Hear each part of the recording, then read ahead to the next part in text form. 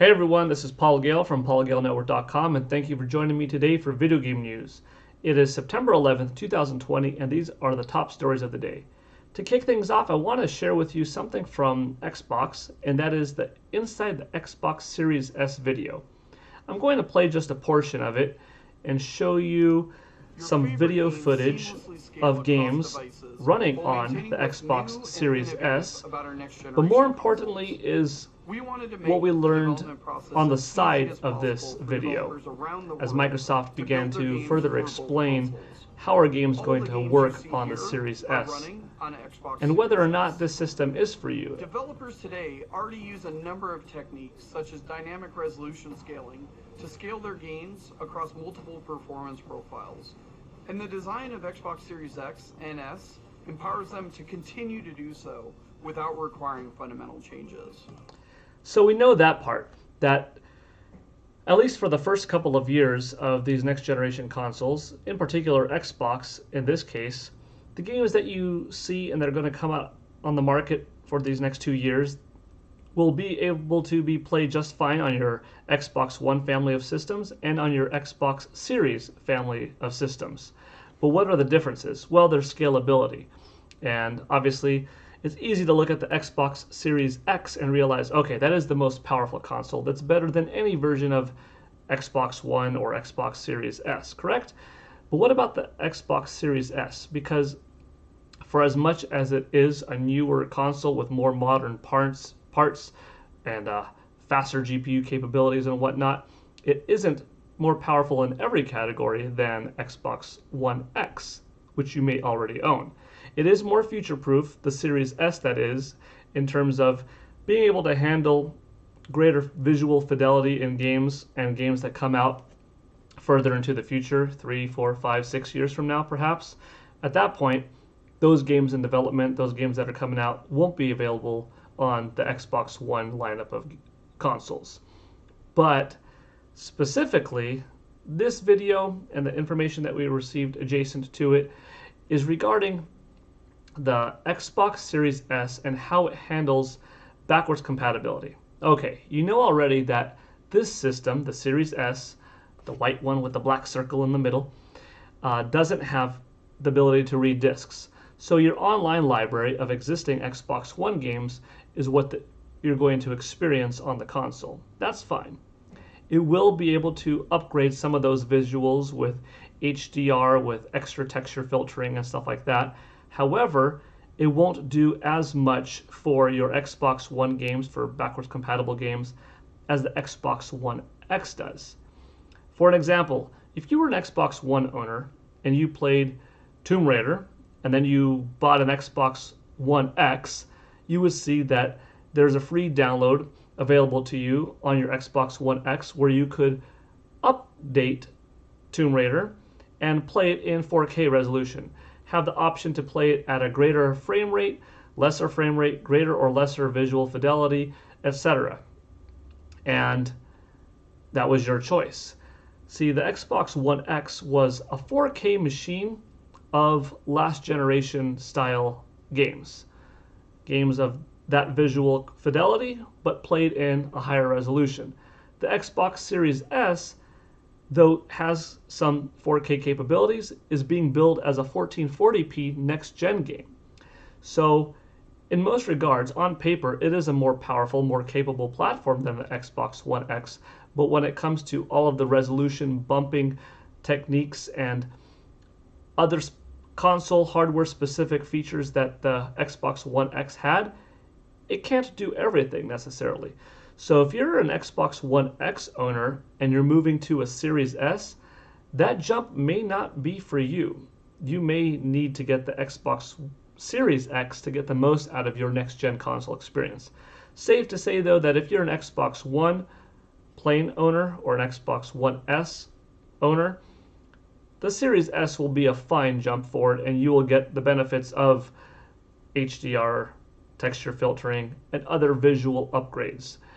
And at a higher resolution in some cases, just not as much as you would have gotten, ironically, on an Xbox One X. But that being said, it still does make more sense right now to purchase a Series S than a One X. But if you already are a One X owner, I think I'm going to recommend a Series X, because sooner than later you're going to realize the limits of the Series S and probably wish that you got the Series X. But that's enough. Boy, it really does make it difficult talking about all of Microsoft's platforms, because they're all One X, One S, Series X. It's a little bit of a doozy there. But anyways, that's enough on that talk. Hopefully that made sense.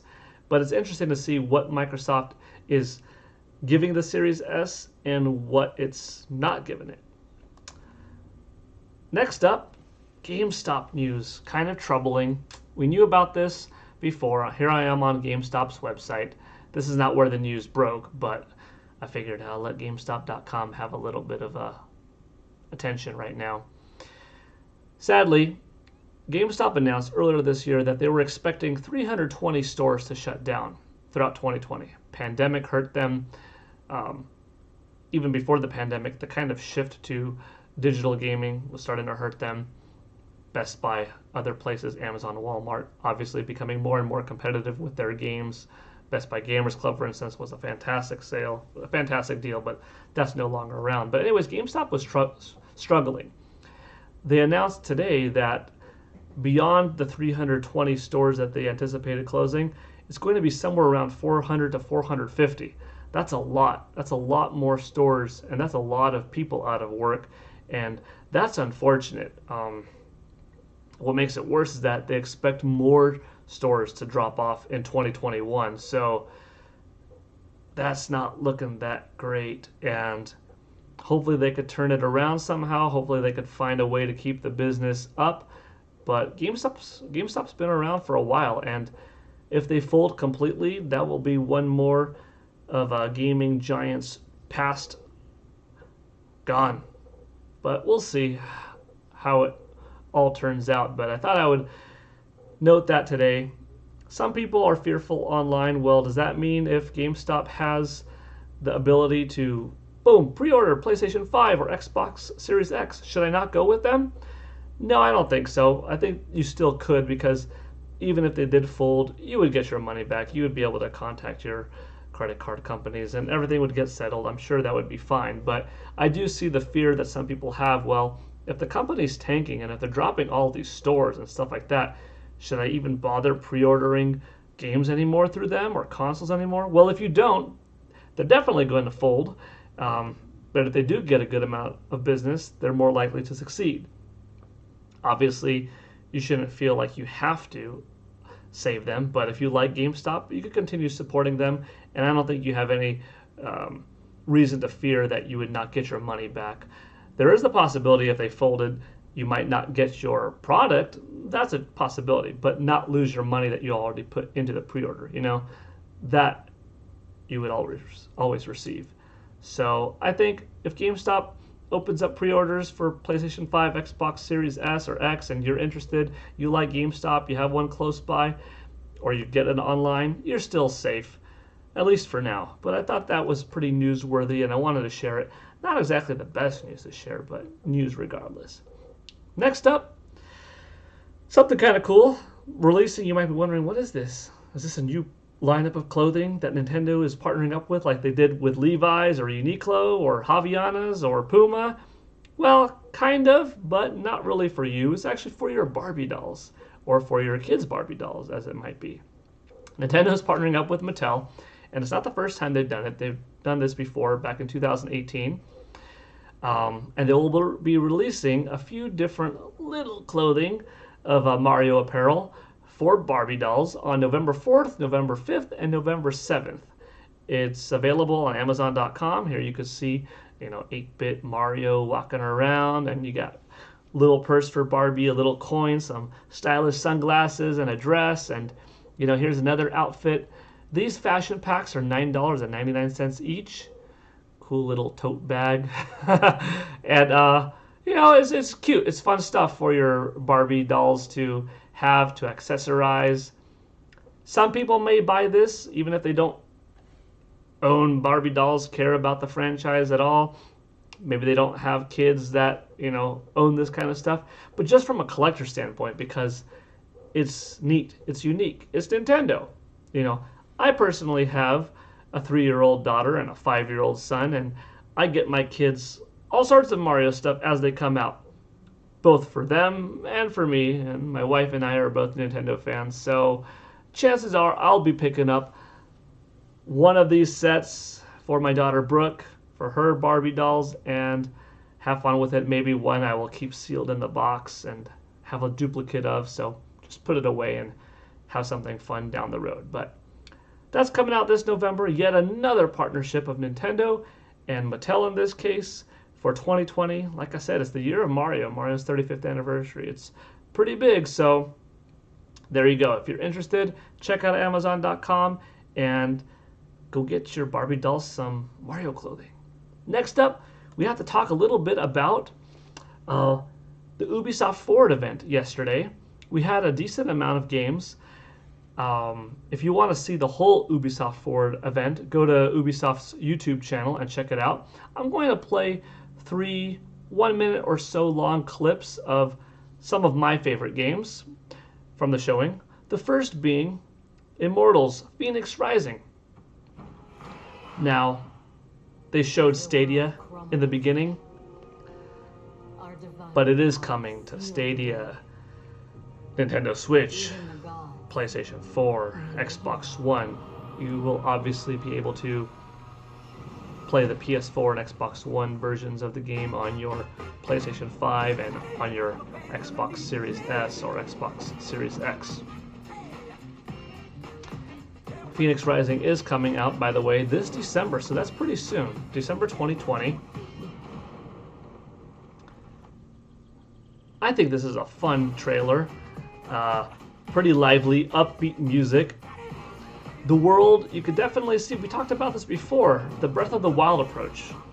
The Legend of Zelda Breath of the Wild being such a big, open-ended game, gliding mechanics, bow and arrow, sword,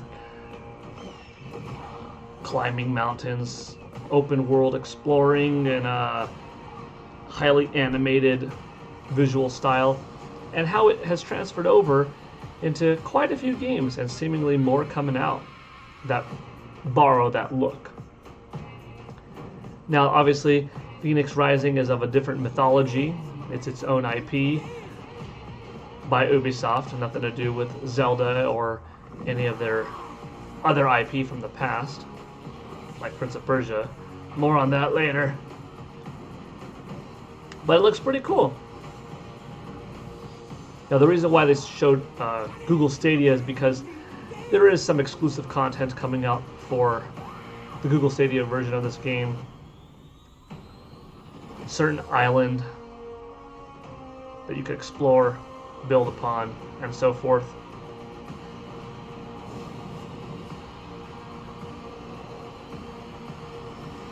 Still have a couple of months till release, but so far it's shaping up to being a pretty cool looking action adventure open world game. Hopefully it's solid. This is a genre I like. You could definitely see Breath of the Wild written all over it, and that's not a bad thing. Immortals Fenyx Rising, available December 3rd. Just kind of funny. So, I like new IP. I also like blasts from the past, and that's what brings me next to talking about Prince of Persia. Most people think time is like a river. Prince of Persia, The Sands of Time. The remake is real. But I have seen the face of time. If you were watching Video Game News with Paul Gale Network a couple of weeks ago, I said that the game was leaked on a European retailer website as being a remake, coming out in development, Nintendo Switch, PlayStation 4 versions found. Then a couple of days ago, of course, we showed the image online, the little animated GIF, or GIF if you prefer, of the game, so we knew that it was real. So here we get to see it. We also have some updated news, and if you're asking yourself, watching it now for the first time, why does it look like that? Shouldn't it look a little bit better? Well, you're kind of right. It it looks obviously advanced from the early 2000s original version of the game that was released on Nintendo GameCube, PlayStation 2, and Xbox, but it doesn't quite look like it's taken full advantage of what any of these platforms could do currently, like Xbox One, PlayStation 4, or Nintendo Switch. And that's because it is of an earlier build. Now you gotta wonder, why wouldn't Ubisoft show the absolute best looking current, version of the game at their Ubisoft Forward event? But during these times in particular, getting people together, making demos, build development, etc., things get delayed, things get pushed around, it's difficult. However, the more updated look I'm sure will be better. If it released like this, I would say, if you haven't experienced the game, this will be a fun, great adventure. I really like the original, and it might not be the best looking game of the generation or anything like that, but it would be a fresh experience that still looks fine, still looks good, and you don't have to have the best graphics when the gameplay and the story and the music, the audio design, everything is so fun. But if you already have the game and you want that big jump up in visual fidelity from the last time you remember it, if it just looked like this, I could see a lot of people kind of skipping out on buying it as a remake if they already experienced the original. Thankfully, we're going to get a little bit more visual improvements between now and January.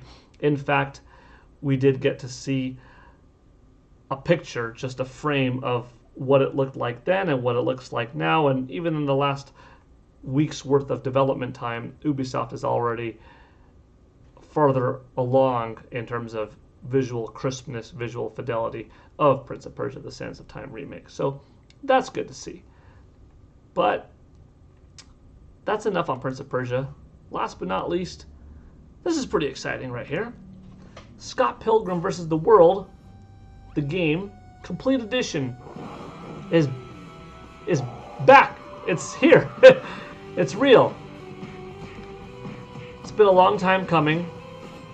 If you've never experienced this game before, and if you do like, side-scrolling 2D beat 'em ups, I've talked about it on my channel before, where this is a type of game where this is one of my genres growing up. Double Dragon, Battletoads, Final Fight, Streets of Rage, Ninja Turtles Arcade, Simpsons Arcade. These are fun games, and this is a really fun game. It's coming out holiday 2020. It'll be available on multiple platforms.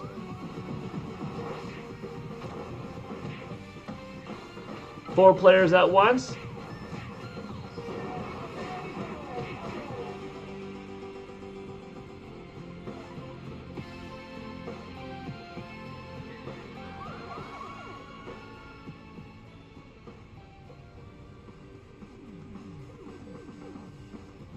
Yeah, a lot of people were pretty happy with this, myself included.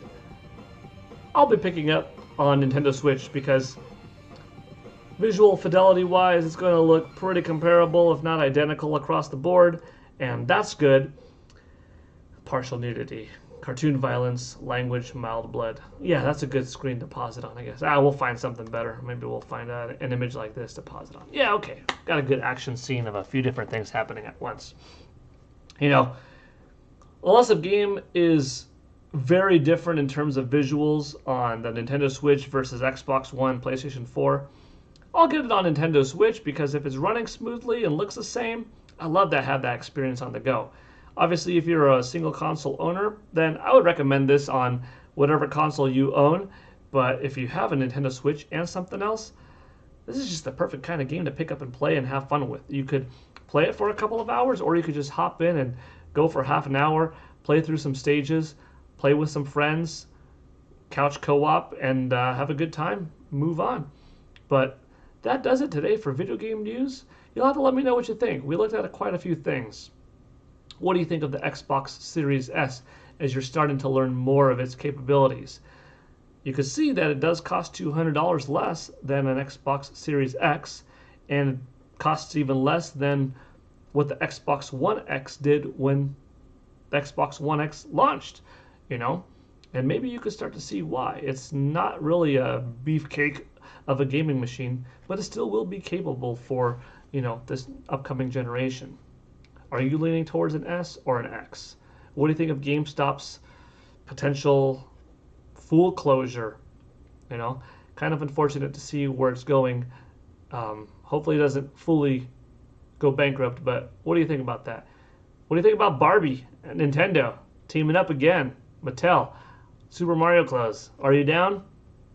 And what do you think of the Ubisoft Forward event? Whether it was Prince of Persia, Fenyx Rising, or Scott Pilgrim, let me know your thoughts. All right. Thank you for watching. This is Video Game News with Paul Gale Network. I'm signing out. Hope to see you all next time. As always, leave any comment in the comment section below, and I will get back to each and every one of you. Take care. Have a good day. Bye.